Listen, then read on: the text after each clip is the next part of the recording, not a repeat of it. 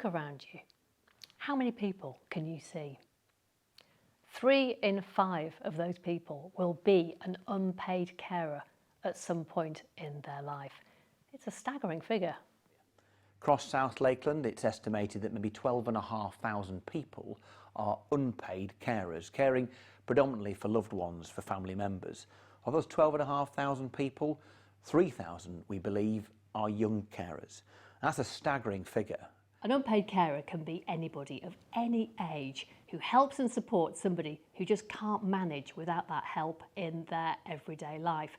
Across South Cumbria, we've got unpaid carers who are well up into their 80s, sometimes even 90s. And we also have people who are only maybe 8 or perhaps 9, maybe even younger, who are also taking on that caring role. Those 12,500 carers, unpaid carers, you might be one of them. Maybe it hasn't occurred to you until now that what you do for your loved one, your loved ones, is something that constitutes care. For many people, it'll be obvious that it's you. It may be something that you spend the majority of your time on. There's no doubt that most people who are unpaid carers aren't in a position where they're going to go on strike and down tools, but they could crack. They could end up in a situation where they themselves require care, or indeed it just becomes something which is too much for them. There's no manual for being a carer, so when you're faced with it for the first time, lots of questions come to mind, the uncertainty, the doubt, can you do it, what do you need to do, and certainly seeking help. And because there is no manual and everyone's experience is unique, we might not imagine that we will ever be in that position where we are the carer, but it can happen just like that. About 4 years ago, David had quite a severe stroke. Before that time, David was very active. He played golf, didn't you dear? And he did voluntary work for quite a number of years with cancer care in Kendal, where he acted as a receptionist. And he enjoyed time with his friends, with his men's group from church, and was very sociable and really enjoyed his retirement years. But unfortunately that changed overnight. David had the stroke during the daytime, and when the ambulance arrived, David was able to walk to the ambulance, so the stroke was ongoing. And then that was the last time he was able to walk. It could be something that takes a bit longer. It pans out over the longer term. So maybe somebody has an illness or a condition that gradually means they rely more and more on our help. I've been an unpaid carer for just over 6 years now. My mum was diagnosed with Alzheimer's and vascular dementia in, I guess it was December of 2015, and so I was in America at the time. I was in Chicago, and so I had to kind of up sticks and come all the way over here. You know, it's kind of very isolating, especially when you've got to do it on your own and you don't get much help. It's very isolating, and it takes a bit of getting used to, but you just got to, you know, just get on with it and think, you know, this is what I got to do now. There's a lot of laundry to be done. There's just a constant recycle of laundry because of the incontinence and all that kind of stuff. With Alzheimer's, it's very unpredictable, so you can't plan anything anyway because you don't know what's going to happen from one day to the next. It could be fine one day, the next day it can be a living hell. Most people become unpaid carers in response to a growing need from a family member or maybe a friend. And because of the relationship between those two people, there's never really any question about who will do the caring, and it's absolutely fine, it's all right. But as time goes on and as things change, that caring role can become much more difficult to manage. It's lonely, it can be very isolating, and they're dealing with this at the same time as dealing with the emotional and physical pressures of being a carer, which might be quite new. It's hard, they might have no respite care, and they might have little support. What else? Well, they might also be having to juggle work alongside of all of this. They may have less income coming into the house. And the other thing they're having to do at the same time is they're having to redefine their relationship with the person that they're caring for. I've got an older boy, a younger teenage girl, I had a baby who died, and I've got a little 9-year-old. So my kids have additional needs, but the more complicated thing is that I also have physical disability and hidden disabilities. So I am a carer, but my children are also young carers. Being a carer is something that I carry 24 hours a day. I can't ever just think, oh, I'll have a quick coffee and turn my phone off.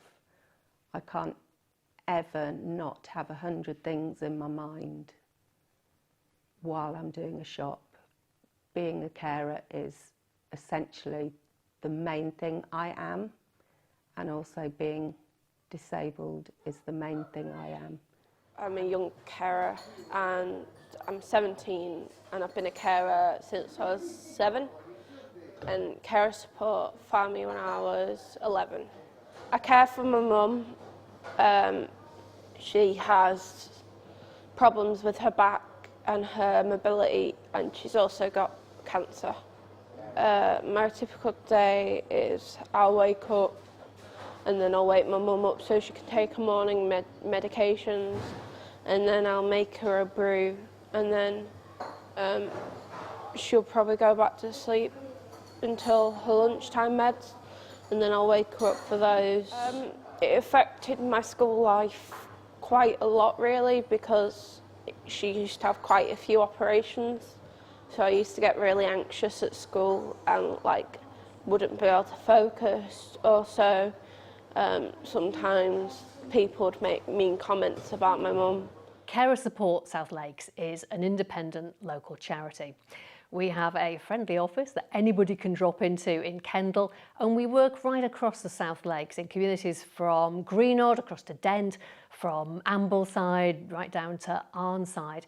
And what we do is we try to improve the lives of those people who are caring for others with a range of services and supports. That's people of all ages. Carer Support South Lakes offers practical and emotional support in a variety of different ways.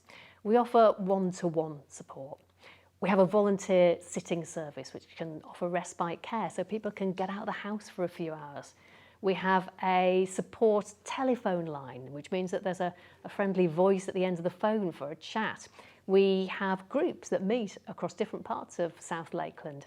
And perhaps most importantly, we are able to navigate the system. We know our way around. We know what benefits people are entitled to from the state, and we know which organisations will be able to help in other ways.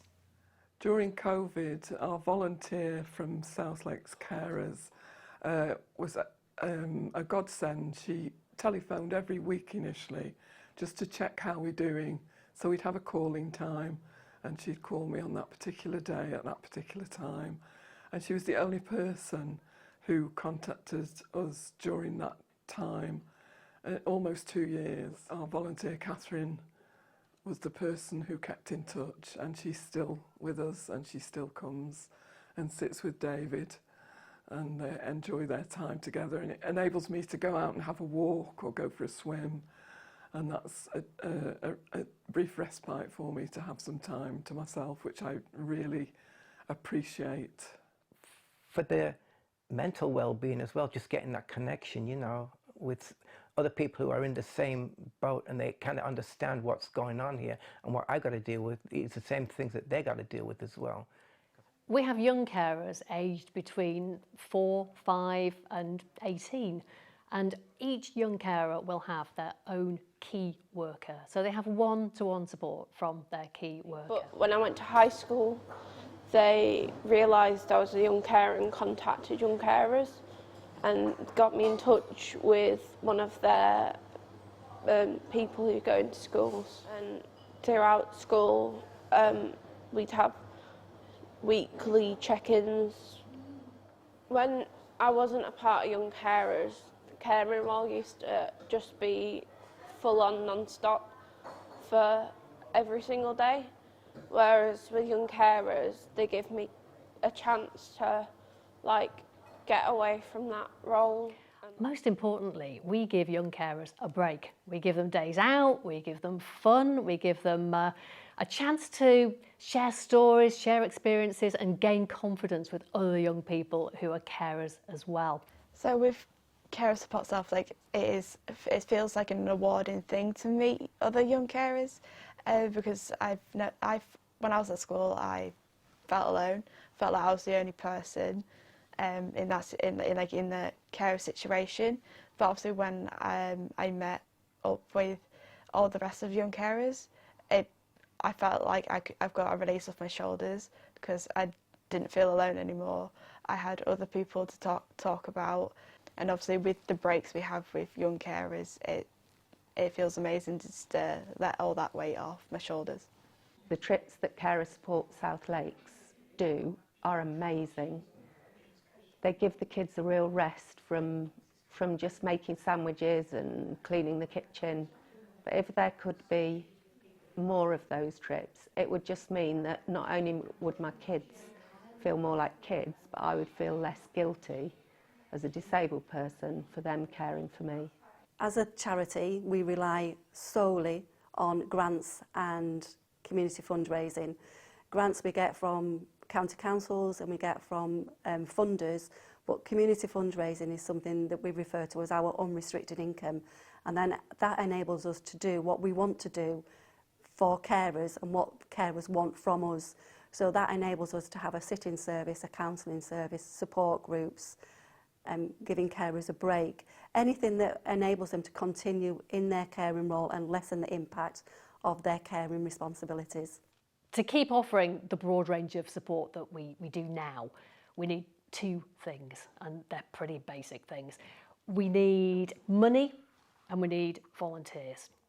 If you can donate just a small amount of money, it will make a difference.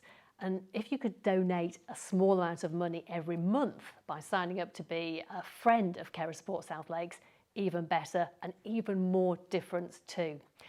Maybe you've got a few spare hours every month. It only needs to be a few hours once a month. If so, you could perhaps volunteer to be part of our sitting service, our volunteer sitting service, to let somebody get out of the house for a few hours, maybe to get their hair done or go to the doctor. Or if you could be at the end of a phone, just be a friendly voice at the end of a phone, you could be a volunteer in our telephone support service. When you look at the brilliant things that Carer Support South Lakes do for our community, it's enabling people to continue to care. It's to care for the carers. It's to support them out of compassion, but also out of pragmatism, because we want people to continue to care for their loved ones. So there's a lot of people out there who are struggling, suffering, serving in silence, and we don't want that. We want to be able to reach those people, and we want to help and support them because it's the right thing to do and because it will keep them caring.